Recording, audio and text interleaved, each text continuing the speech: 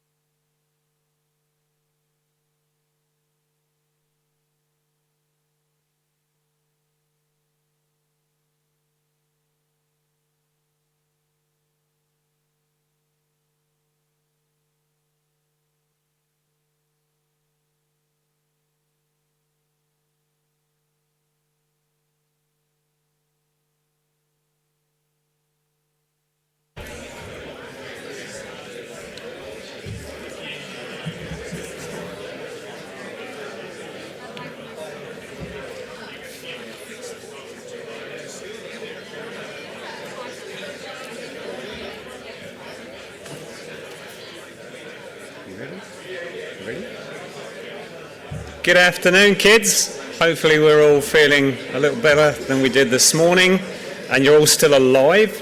Are we still awake? This is your last session, so you've not got too much more to do. Just need to remind you to use the app, of course, to ask your questions. So we've got a couple of things going on. Paul Clements is going to come up very, very shortly. Then after that, we'll be going through a little bit of a panel session with myself, Tim. So away we go. But yeah, I'd like to invite Paul Clements, Director of Clements Consultants, please.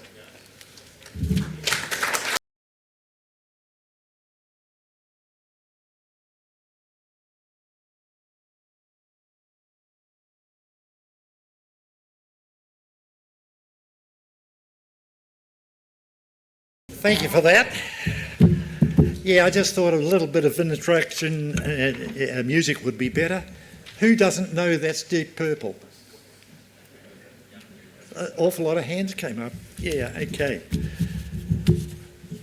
They did it. It's basically a rock anthem the fire engineers use now and again, mainly because it's called Smoke on the Water.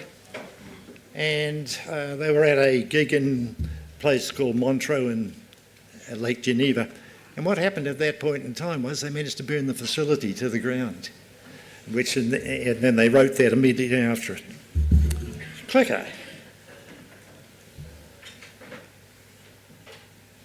No. No. What am I doing wrong? Where's our management?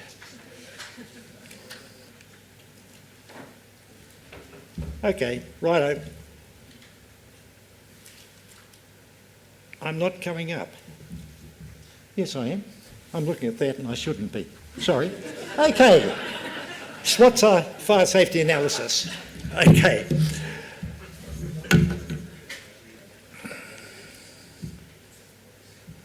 Yeah. Can we get this going properly? No, we can't get it going properly. Why can't I get it going properly? Help! I'm working on it for you. Okay. No, don't want that one. People can't read that. Where are we? We're there. Right, okay. Thank you. Sorry about that. Okay. I'll say it up front. Most cold storage fire safety systems are an absolutely waste of money. You don't know what you're getting. You don't know what to do with it when you've got it. And to be quite blunt about it, it's a pain in the proverbial. Global growth rate of about 15% means that we'll be talking about 750,000 cubic metres a year increase in this country. Whether that's true or not is another matter. While I'm doing the presentation, I'd like you to think about what do you expect from a fire protection system in a cold store? Because I know what I expect, but it may be a little bit different to what you expect. Yeah, good. Strengths. Nobody dies, no employee dies in a cold store fire in New Zealand. Nobody. That's not up for discussion. That's a fact over the last 30 years.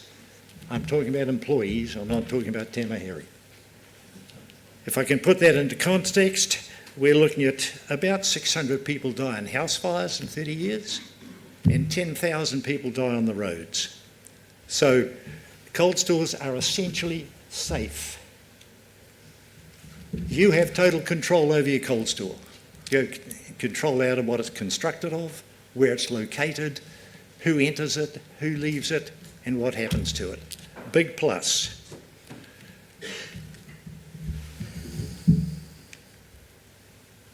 Weaknesses, and these are something that I was cracking up this bit earlier on. PIR will combust. Have no illusions about it. Doesn't do it very easily, doesn't like doing it, not like EPS, but it will combust. Exactly the same thing with X-Flam. It will combust. What factory mutual standards say, quite simply, is that it will combust to a lesser extent. And it's quite correct, it does.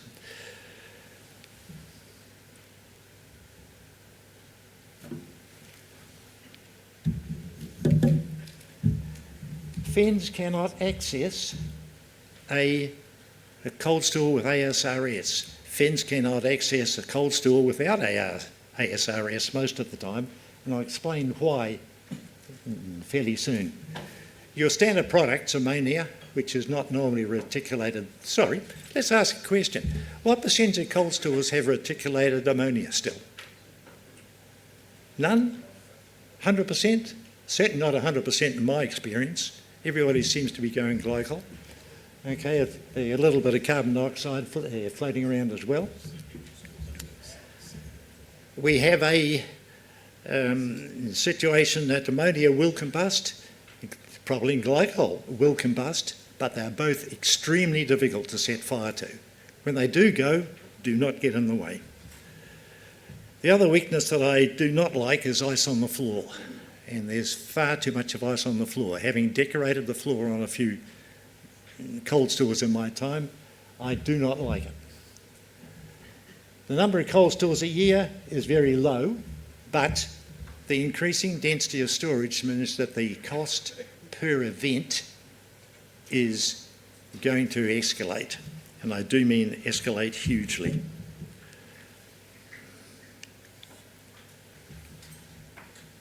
Hello, here we go again. Did I not just have... here we go. Okay. The opportunities. We're getting better. We, being fire engineering, getting better. We're getting better to the extent that we have better fire detection systems, modern day ASD, aspirating smoke detection systems are good, and they're quite happy in cold storage environments. Advanced fire prevention systems, which I'll touch on a bit later on, and advanced fire suppression systems. Currently, single layer sprinklers at roof level, 16.8 metre height maximum of the cold store for roof level only. After that, you get into in-rack protection. Worker training, as we've heard this morning a few times, and work standards are increasing. And of course, with ASRS, you, apart from maintenance and cleaning, have no occupants whatsoever. Ta-da! Hey, got there. Okay. I presume everybody here realises that the New Zealand Building Code doesn't give a damn about your product that's stored or the store itself. They do not care. Any protection that's associated with, say, sprinklers being mandated by Acceptable Solutions, for example, are only for life safety. They are not for property safety. So therefore, you've got to do something about it yourself if you choose to. One of the major threats that you're going to find in regard to any cold storage is directors' and officers' liability for the preservation of the assets. And I presume a lot of your people, or the people here, are involved in ensuring that there is not a D&O problem if an event occurs. As there is no NZBC coverage or interest in your product, it's up to you.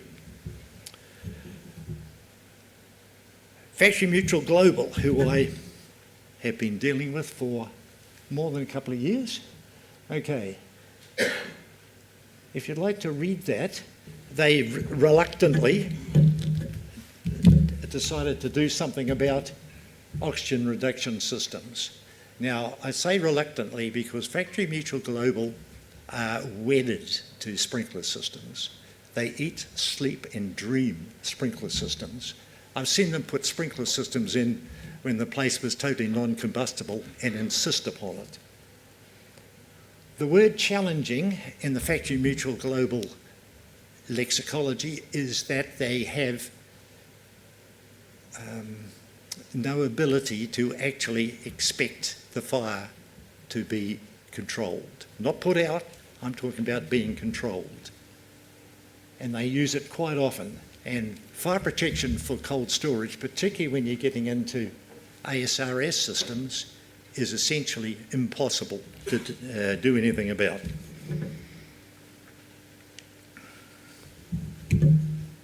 Reactive fire protection. They are reactive. How's my timing going? Plenty of time. Right, thank you. Okay. How many people have got reactive fire protection in their cold stores? Hands, please. Everybody? Okay.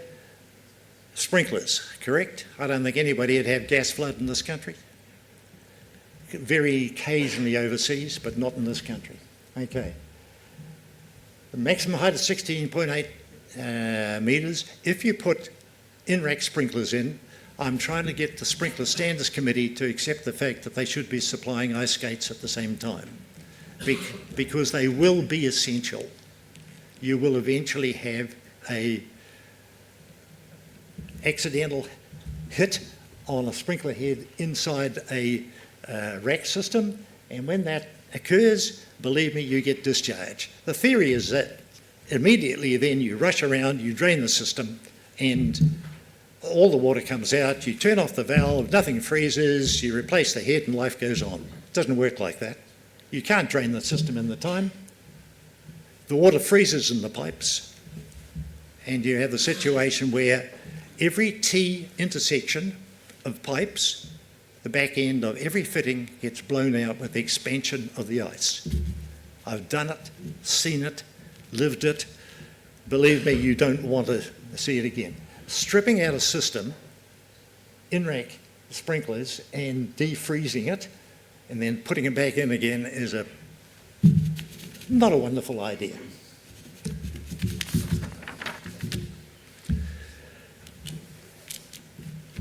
Do you realise that with or without sprinklers, you will have identical product loss? Can I say that again? Identical.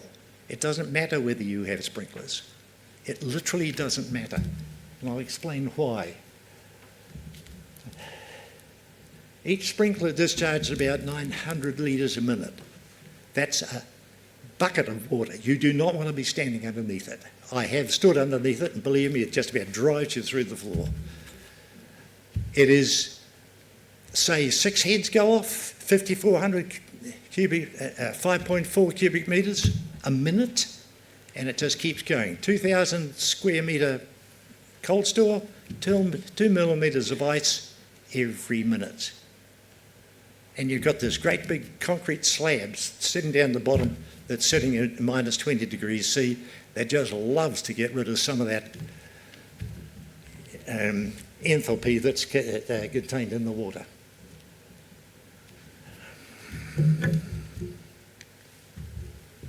Ta-da! Are we going to work again? No? We're not going to work again? Yes, we are. Now, modelling, oh heavens, here we go. Ta-dum. Is it going to work this way? Yes. 2,000 square metres. I did some crude modelling, and the modelling was associated quite simply with... Talk to me. Thank you. Just to be sure that I wasn't talking through a hole in my head. Okay. Storage height 15 metres, not uncommon these days. Temperature minus 20 C. And roof level only, of course.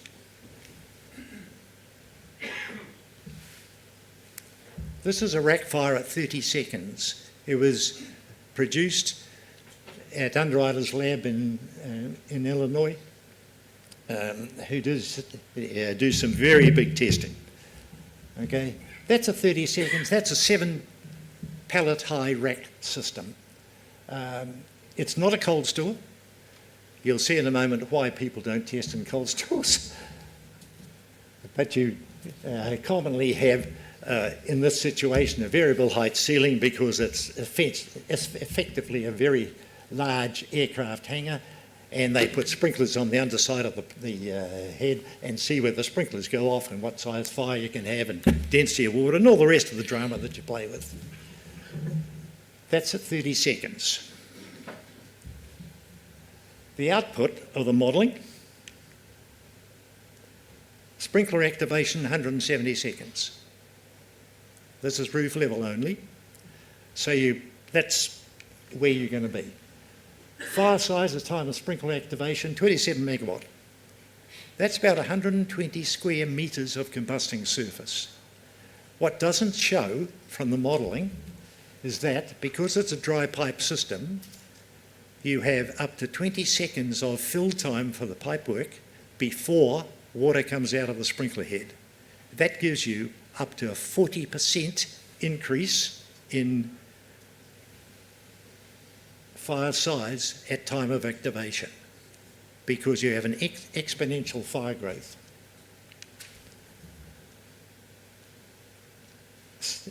Smoke layer height at 200 seconds is 2 metres. So you've got contaminated product right through the entire place. And the single layer, the smoke layer is dragged down automatically by the sprinkler discharge. You're also running out of oxygen at this point in time in the space itself because it's being used in the combustion process.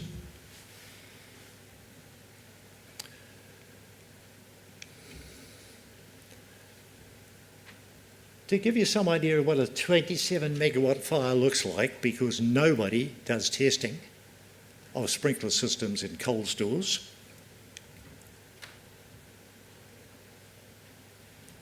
That's about 27 megawatt. Now this is when the fire sprinklers are activated, not just a burn. So if you think that your product and your racks and your building is going to be able to withstand this before sprinklers are activated, I think you're dreaming. It's just not going to happen. Incidentally, the oxygen level was consumed at about 230 seconds, which means that your fire size is reduced to just a little sputtering thing that's really dependent upon the amount of oxygen that's coming in through the pressure equalisation vents.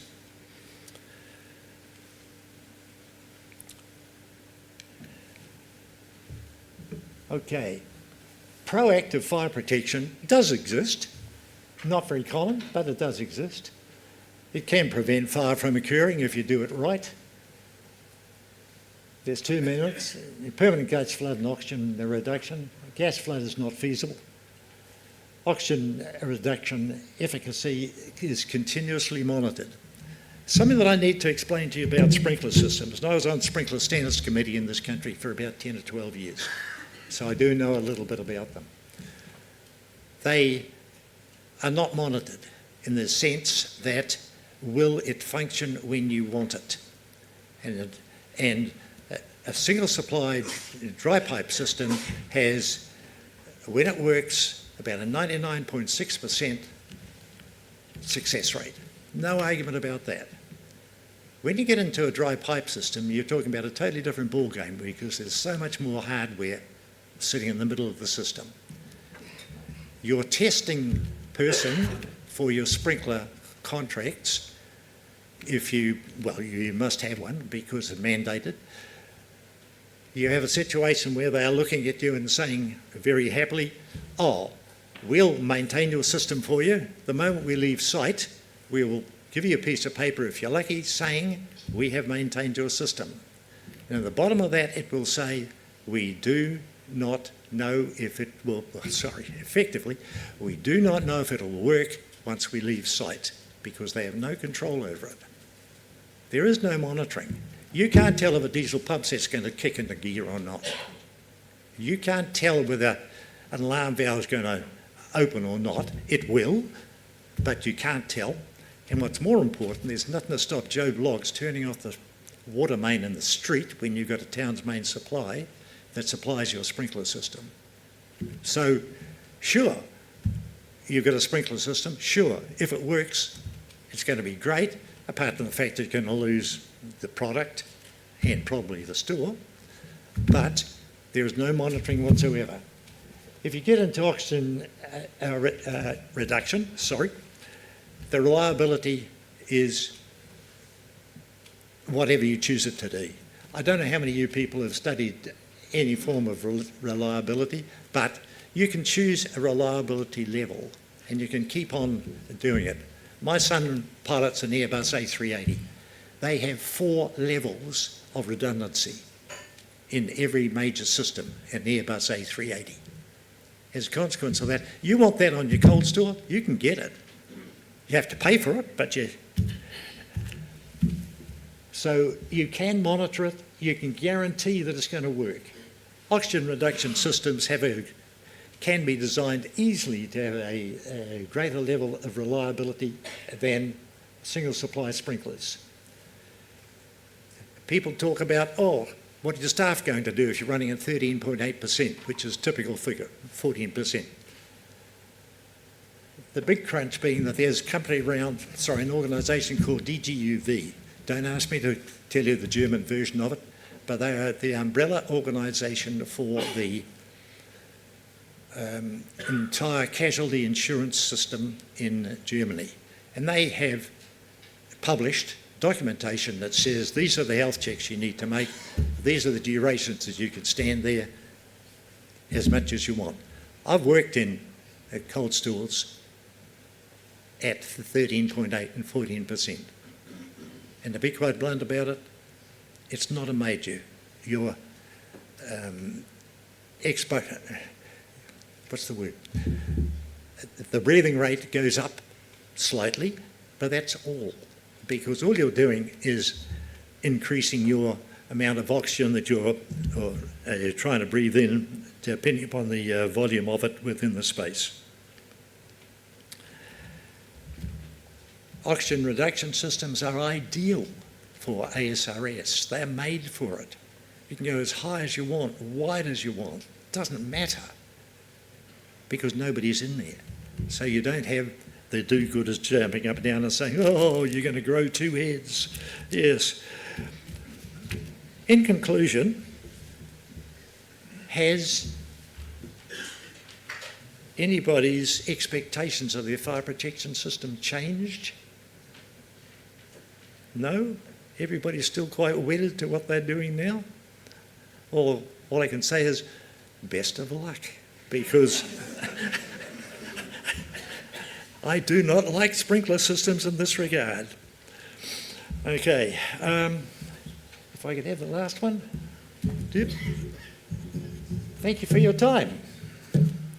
And yes, that's what I do in my spare time, is design high-speed human-powered boats. Any questions? I think I've got time. I've got 2 minutes 27. No? Thank you.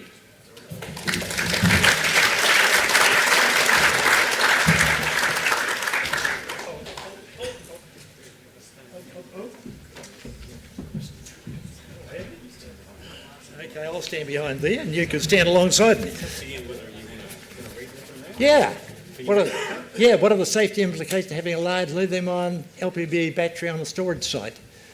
Scares the hell out of me. I'm not joking. At this point in time, a particularly fast charging of lithium-ion batteries is a scary thought. And generally, what you would use on a forklift, for example, are large batteries, and you do have fast charge systems.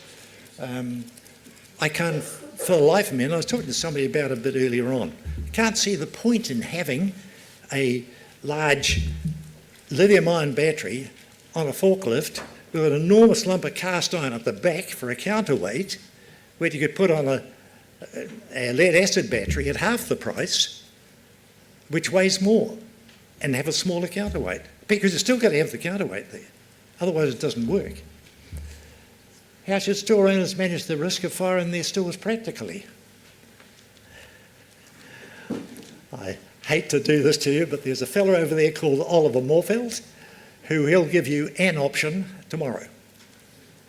I really think that cold storage, if you can get it to fly as far as fire protection goes, in regard to your underwriter and in regard to your directors and officers' liability, put nothing in. Seriously, nothing in. You have control of your ignition sources, you have control of what goes in, you have control literally of everything.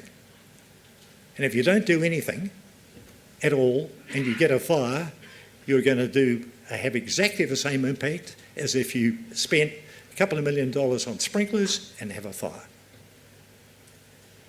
And that's the reality.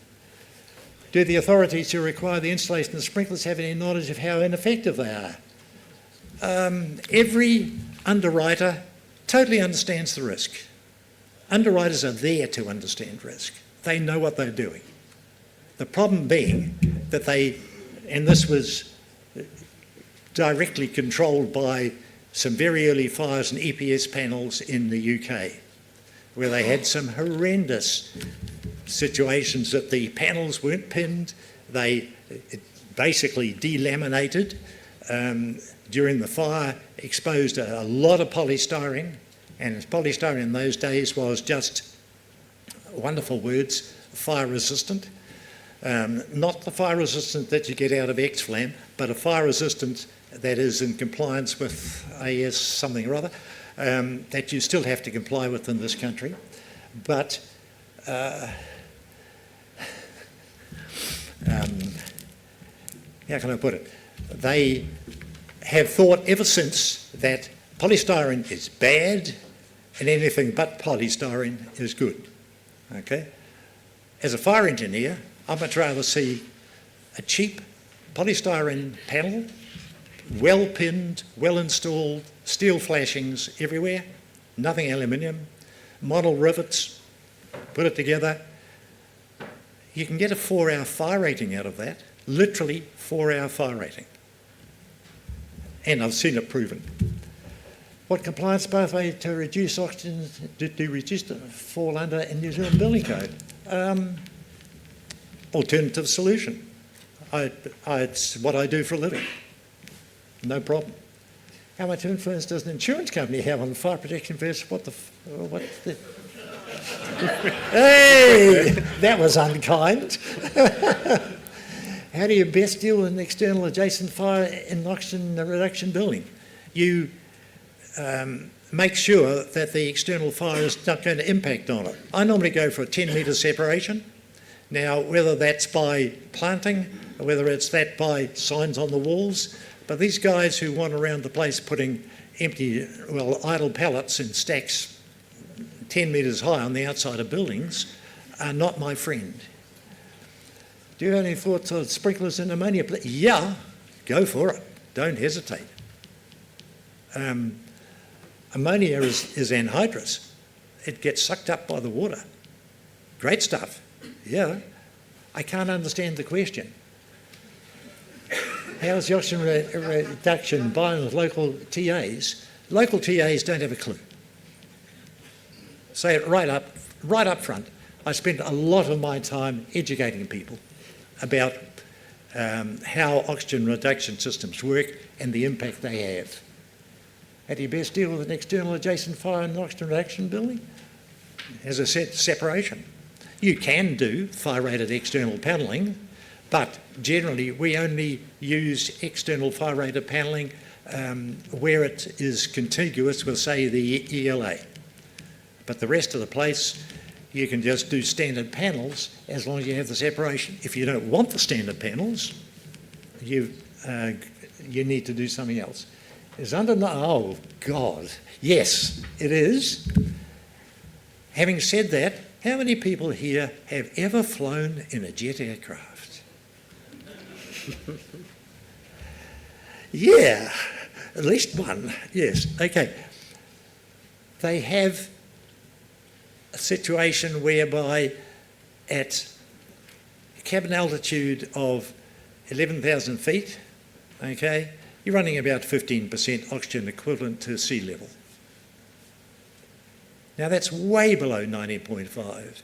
If you go over the Lindis Pass in a car, your oxygen level's about 17.5%, way under 19.5. Our wonderful WorkSafe New Zealand, who I have a lot of contact with, they understand this, they know this, and when you talk to them about what's going to happen in regard to a ORS installation, you sort of say, in one word, why won't you approve this? And their response always is, and always will be, we don't approve anything apart from formal codes of practice. They don't want to know because they want to be able to hit you. You got a problem? The PCBU regulations say you will get clobbered. That's why they don't agree with anything. Am I out of here? You're done. Okay. Thanks, you. Paul. Right, mate.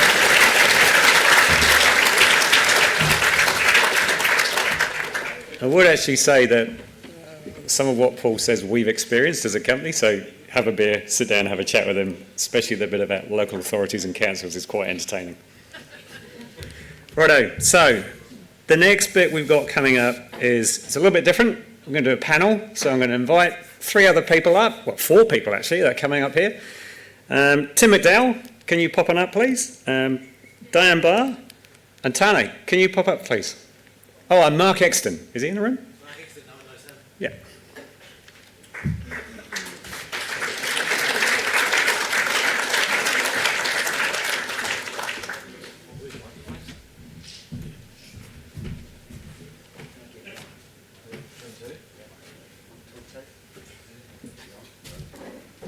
Out of the way.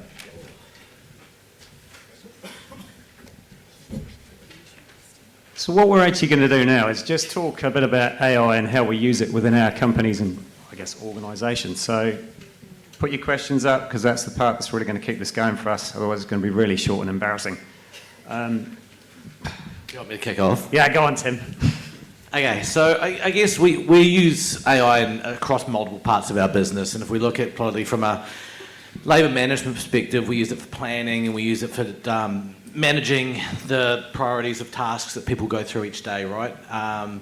If we look at financial planning, we try to use it in data analytics to try and bring through trends and what's coming through in the next forecasts and things like that. So at Americold, we implemented an Oracle financial solution last year, which is, for anyone who's put in an ERP or a financial module, it becomes quite challenging, but we're getting the benefits of that now, and we're seeing the ability to forecast a lot more accurately coming through, and we're seeing those trends come out. So I guess as a starting point, we're using it for some of that stuff. And then also we are in the early stages of a new WMS coming through, which is going to have a lot more ability to create pick paths and be more dynamic in where pallets get put away in terms of how fast those pallets move and things within the warehouse. So it'll be able to see what that data looks like, what trends are coming through, what the forecasts are looking at, and then put that at the front of the warehouse rather than at the in other parts, or slow moving stuff at the back, I guess, is more to the point. So you've got all that fast moving stuff at the front. So there's a lot of technology that we're looking at in that space. I guess that's just a starting point if anyone else wants to jump in.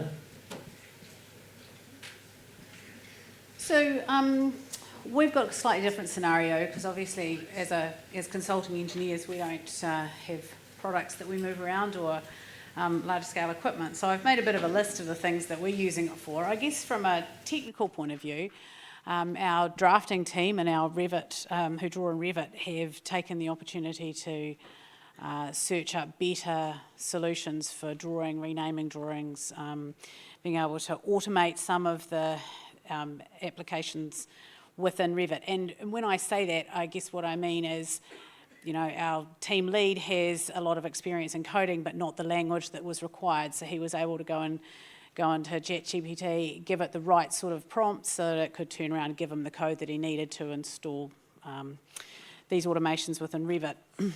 I look after a lot of the HR stuff in our place, and I've used AI to reformat job ads to make sure that we're ticking off the right things that we're looking for in people.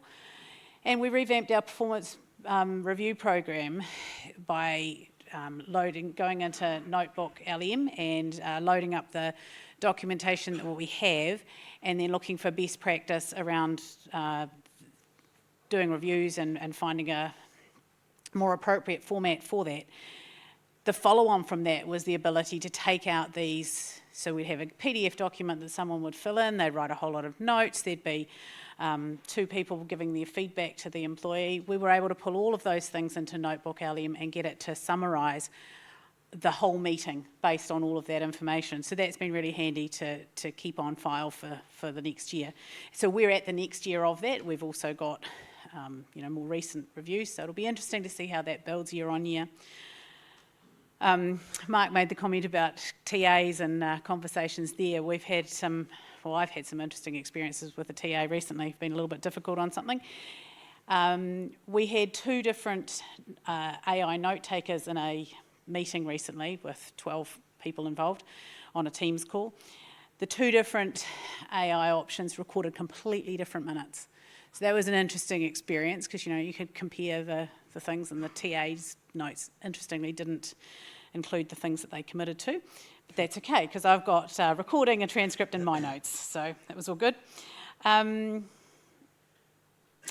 guess some of the other things on a less business basis that I've used it for, more recently we've decided to take our kids to Europe in the summer holidays, and there's not an event to hinge it to, we just thought this is what we do.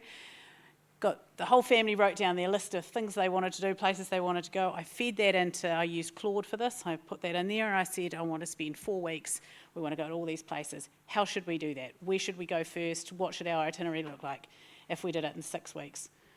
oh, actually we're going to do it in 4 weeks. So what should we take out? What's the best process to go through? Where should we fly to and from, and how can we best manage the budget? So that was an interesting exercise that I'm still working through. And that lastly, I think the thing that I use most often is the ability to create task lists and to-do lists and take notes. So on my way home from work, I'll record a note of, you know, all the things that I think of as I'm driving along. Oh, don't forget to talk to Mark about that thing, and I need to ring Tim, and what about that thing that Tane needs to do for me? Get it to transcribe it, turn it into a to-do list, and suck it into my my task app, which might be Motion, that uses AI as well to schedule those tasks into your calendar for you, so you just keep going following the calendar. I know you've got some things to say on this, absolutely, as you're selling it. Yeah, I mean, we actually have taken like a AI first approach to the whole company. Maybe to answer one of the questions up there, you know, how do we get our team engaged with AI? So I was telling some of the guys before, we have AI day once a month, or within the different teams within our team, and obviously code is part of it. So, you know, our engineers are probably 3 to 5, maybe 10 times faster on occasion because of these tools. Marketing uses this to generate all sorts of content. All of the videos you guys watched today weren't real customer sites, they were generated with AI. I did that because we can't show our customers videos, but we want real footage to run through our system. So, you know, the footage generated today ran through our other systems, our other AI models that think the AI-generated videos are real, if that makes sense, so that we can show you, demonstrate real results from our real system. So, yeah, we take an AI-first approach to anything. I don't think it works too well from a sales function perspective right now, apart from giving them ideas or note-taking or recording meetings, but definitely from a marketing, content generation, code generation perspective, HR perspective and team lead perspective, that ability to ask questions or things that you're stuck on and get ideas, I think is extremely powerful. I did actually ask ChatGTP once what would happen if I took a really large customer from 1 mile position. It said not very well. Service related. Indeed. So, look, for the AI side of the equation anyway, how many people here use something such as Scribe, Otter, Read AI, something like that, just in a general day-to-day function? Not as many as I'd thought. So I'll give you an example of, say, for example, how I use Read AI. So I'm involved in operational meetings, not that I necessarily need to be, or probably some people don't even want me in them, but what it does do is it gives me ability to be there and participate in it without actually being there. So it will transcribe everything for me, and then I can read it later. So, as a good example, I don't want my customer telling me that they're pissed off because they can't get a container loaded and I knew nothing about it. So I can read within that operational meeting how that's played out. So and this is all free stuff as well. It's nothing, you know, I don't pay for it. It's a basic version. It doesn't get everything right, I can tell you that now. You do have to read through some of the bits, and it doesn't do chit-chat very well either. So once you skip those bits out, it's, you know, it works really well. I use the paid one, which I'd recommend. It gets more right. No, but the best thing is it actually has integration. So let's say you use HubSpot as a CRM, and it's generated some actions for you. You click a button, they turn up in your CRM as things to do, or to your to-do list. So you can record the meeting, transcribe it, pull actions out, and sync them to your other system so you don't forget about them later.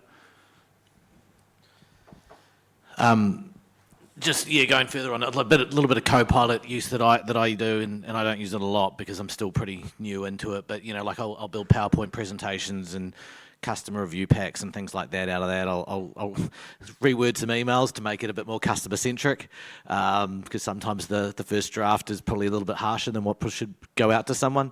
So some of those things are quite useful to use from that perspective.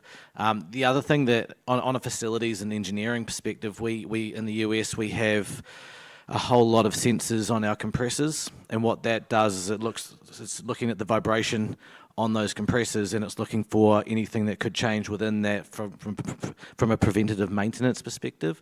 So that's actually saving us a lot of money because we're getting to the problems before they become a problem, and it's keeping things up and running a lot more than what we were experiencing before that. And you know, we've got 195 sites or something in the US, so when you spread it out across that large an organisation, there are some really powerful impacts from that type of thing.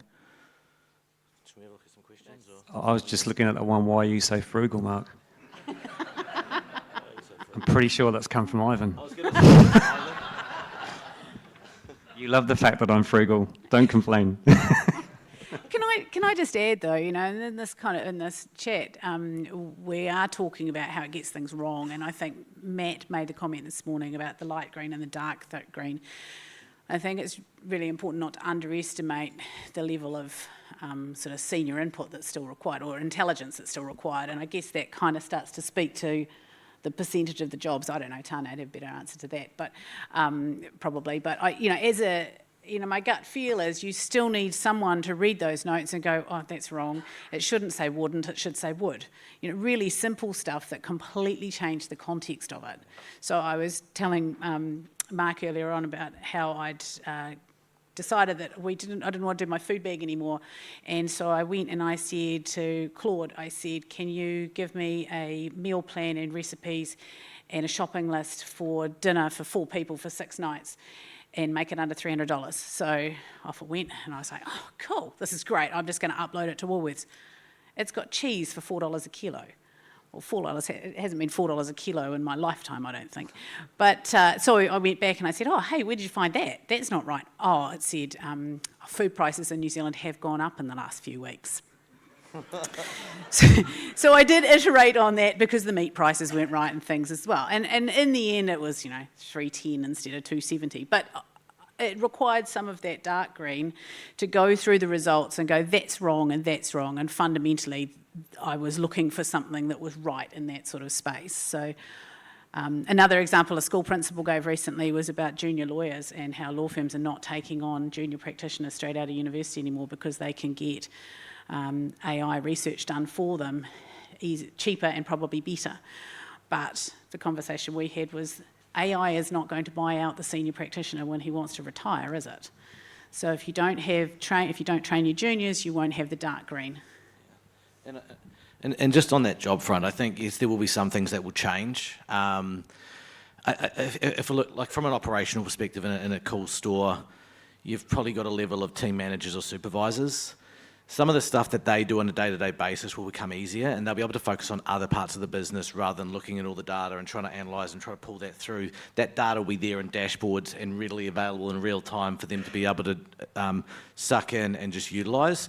So potentially there's reduced numbers in some of those spaces, but then you can refocus that into other parts of your business, right? And how do you make it more productive, and how do you make it, more customer-centric and things like that. So it will change the way we look at a lot of stuff, and yes, there probably will be a slightly reduced headcount, but it's not going to take away the day-to-day picker on the floor or the forklift driver, all that kind of stuff. It will probably change the way management does a few things, and probably more like in a financial perspective as well.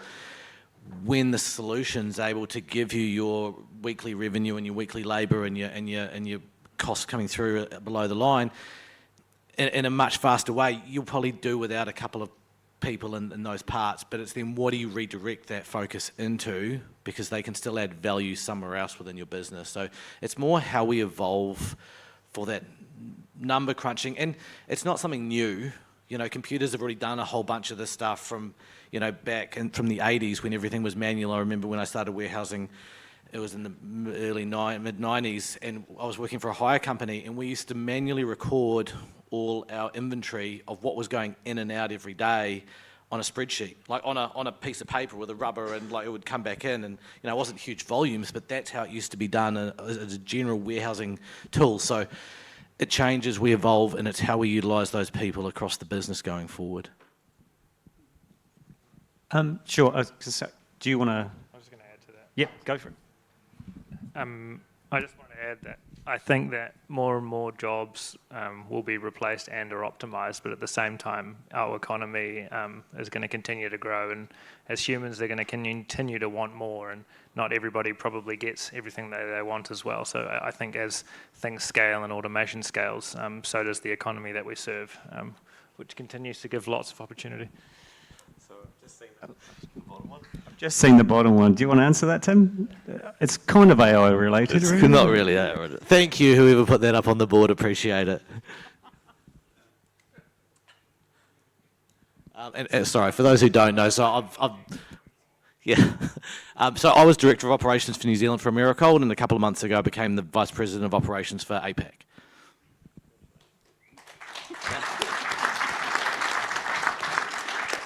So, which question do you want?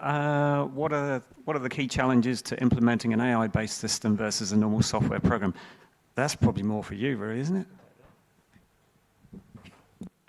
I think if we think of the normal systems like your CRM or ERP, it's quite deterministic. And so what I mean by that is it always does the same thing and you know what it's going to do. The weirdest and scariest and greatest thing about AI-based system is they're probabilistic. So there's a probability that it's going to spit out the next word, right? So if you're thinking about AI-based systems instead of a normal system that someone's written the code and they've written a test and you test it and it always does the same thing every time, a model could do something different depending on a range of factors every time that you ask it. So I think building and implementing these types of systems, you just have to be very thoughtful about what you want, and it definitely doesn't remove probabilistic normal systems from our lives, right? Because some things we want to be the same all the time. So I think it's just about balancing, well, does this make sense? Do I want things to be random or always the same? And then, yeah, when I'm implementing these systems, it's if you think, well, it could give me a random answers, what are the problems that could create? Might be a really good question to ask. And I think it also depends on what you're putting in, right? Like, so if I look at like with our Oracle solution that we've got, there's lots of different add-ons that will continue to evolve on that base. So you've got the base solution, which will have X, Y, and Z functionality, and then it's just adding those little bits on. So we use Salesforce as well, and we're continually trying to add on little bits of AI to help smooth out the process from a opportunity within Salesforce for a customer to figuring out what the pricing needs to be to whatever else, right? So it's just the little add-ons that you're able to do, and a lot of that is off-the-shelf kind of stuff with these larger suites of software that you've got. Anything that's SaaS, it's all part of the package that's kind of coming through, and it's how you want to use it in your application. One of the questions that was up before was about whether engineers are using AI to design things, buildings, systems, whatever. I think Matt mentioned this morning the idea of being able to churn out a set of calculations for a bridge. I think just coming back to the unexpected consequences, I think that's a key part of whether we can hand that all over to AI. I think we can hand over sections of it and say, you know, can you get AI to figure out your load conditions for seismic and wind and whatever for a site. But then you still need the dark green assessment before you go on to the next step. So I don't see that we'll be fully designing things using AI anytime soon, because the model doesn't necessarily spit out the same thing every time, and there's a risk that this time it didn't quite get it right. Yeah. How concerned are you with data security in AI? I don't think it's, you know, we're not talking Terminator stuff here where they're going to take over the world and ship the products for us, but certainly with anything like that, you know, your IT systems should be, or your IT companies are using, should be able to secure your data. You've probably got more experience of that because you come across that question daily. Yeah, be careful where you put your data, because if it's integrated into a model in a training data set, it could be vomited out to somebody else another day, and that might not be what you want. So, yeah. Yeah, I think in any of these, it's like if you put sensitive company data into ChatGPT, that's out there. You know, so you've got to make sure that you understand your ecosystem of what it is. So if you've got a Microsoft suite and using Copilot and that's secure within your organization, then that's okay. I think GPT's fine with the Pro subscription with the button. But not just the web version of... Yeah, so just know before you do anything, right? So, yeah, don't put your financials in there, don't put sensitive customer information in there because you don't know where it's going to go. Make sure that that's fed down from your IT team because they're the experts from a security perspective. Yeah, and just really understand the products, I guess, that you're using. I've got a question, and it's probably, I don't know if it's Tane a question or Tim, maybe it's Mark. But no, I don't think it's you either. But I'm interested in, the comment about, oh, well, if you pay for the pro version or you're using Copilot. So do you think that if you are using a pro version of anything, not anything, but any AI product, that you can have a reasonable expectation of privacy? Or do you, how can you tell whether your information is going into the public domain? I think they're just explicitly defined. So you have to press a toggle in the app. Like I even had a friend the other day using Pro GPT and they didn't have that on and they were putting in their company's data. He was a CEO of a company. So yeah, you have to be really careful. Like there's a setting, go keep my data private and don't use it for training purposes.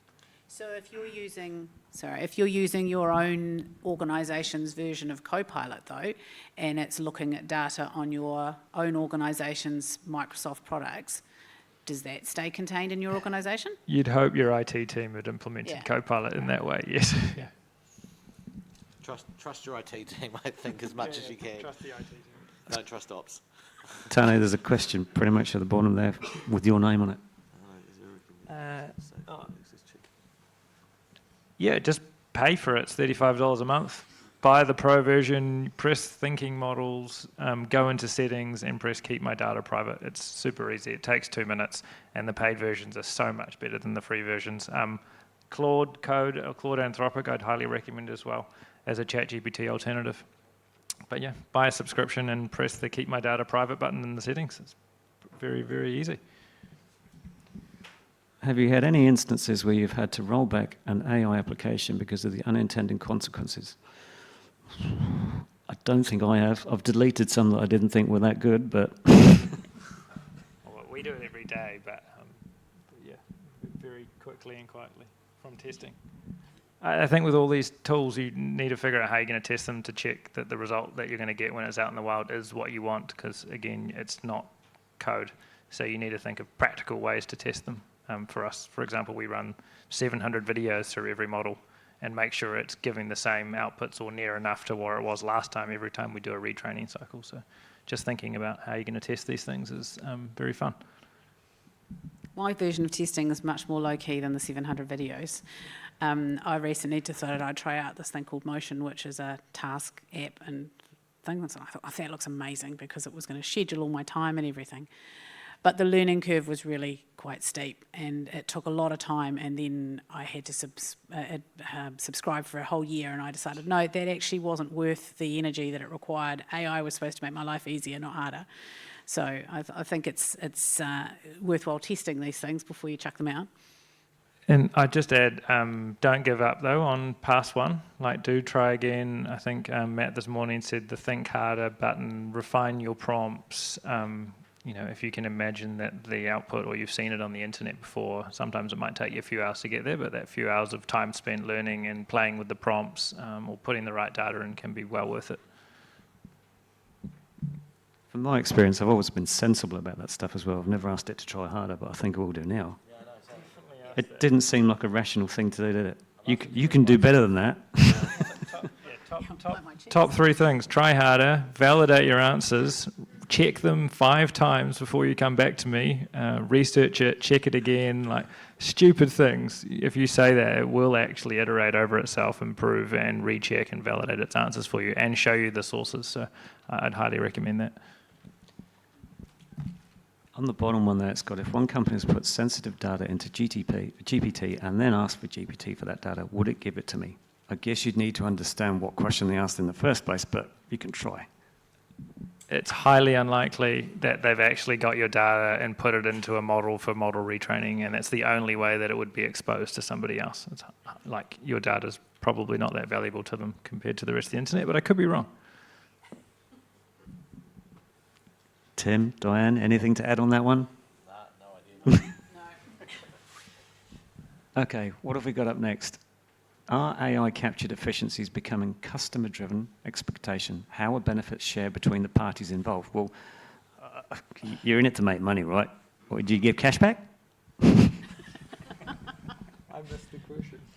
So, from our perspective, or from my perspective, let's say, if you're as an organisation investing in something, then those benefits should stay with you. If there's a mutually beneficial thing with you and your customer, then you should share those with your customer because they've added into that conversation.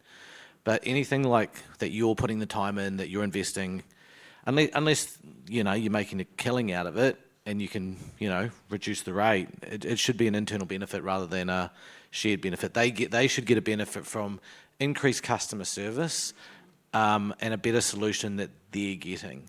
But you're putting the time and the effort to research and putting that solution in place. That makes perfect sense. It's the same with like solar or anything like that, right? Like if you're investing in solar, you've got a return on investment on getting that back, right? Now that might be 7 years or it might be 10 years, but you should still see that investment because you're the one who's put the upfront capital in to bring that back into your business. Bit like building new cold stores and then charging more money for ATM. Potentially. They cost a lot to build. They sure do. What's the key starting stages you would recommend to an implanted AI process, or shit, it's gone, within a business which uses ad hoc AI? What? What's the key starting stages would you recommend to start an implanted AI process within a business which uses ad hoc AI? Does that almost mean like as in get a free program? Maybe it's mean start things. What things would you start with, like ChatGPT, ad hoc? Possibly. I wonder if it's just, you know, it's like any other project. Where are you trying to go? What is the problem you're trying to solve, and what are you looking to achieve out of it? I mean, it's the same way as you'd scope any project, isn't it? I guess if it's, we think AI is a really cool thing and we should find a way of using it, I guess that maybe that's half of the question. But if the question is, I've got a specific business need I want to address, you would just address it in the same way as any other project, wouldn't you? I'd also just go and watch an hour or two of YouTube of cool things you can do with generative AI, right? And you might discover some amazing things that you're doing every day that you could automate really easily. Everyone should go and play with a model, put some documents in it, start asking it some questions. I don't know, even if it's something personal, you're refinancing your mortgage or buying a house, looking at body corp documentation, I think you'll be blown away. So go watch some YouTube and do some learning, and you might have some ideas of some things to automate pretty quickly. Have many people actually asked an AI program how to do something? For example, take the front of a washing machine, anything like that? Or is it just me that does that stuff? I can tell you it works. You get some quite detailed instructions. Okay, no more questions. Or at least none just yet. Anyway, we've got a fair bit of time left, so yeah, we can just cut from here. So, Diane, Tim, Danny, Mark, thank you.